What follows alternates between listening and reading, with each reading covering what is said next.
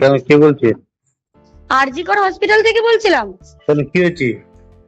ওর একটু শরীরটা খারাপ হয়েছে, আপনারা কি একটু আসতে পারবেন ইমিডিয়েট?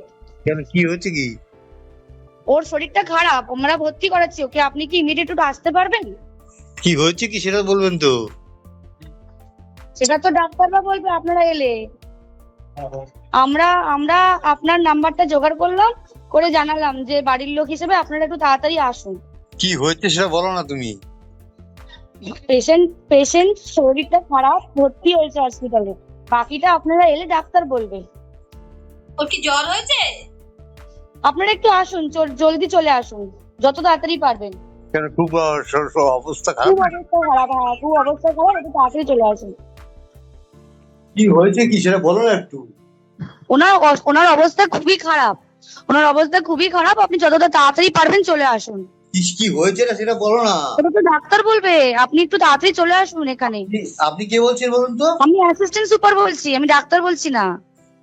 ডাক্তার নেই হবে কেউ? আপনার মেয়েকে আমরা এমার্জেন্সিতে নিয়ে এসেছি, আপনারা আসুন, এসে যোগাযোগ করুন। ওর কি হয়েছিল কি? ও তো ডিউটিতে ছিল। আপনারা জলদি চলে আসুন, যতটা তাড়াতাড়ি পারবেন।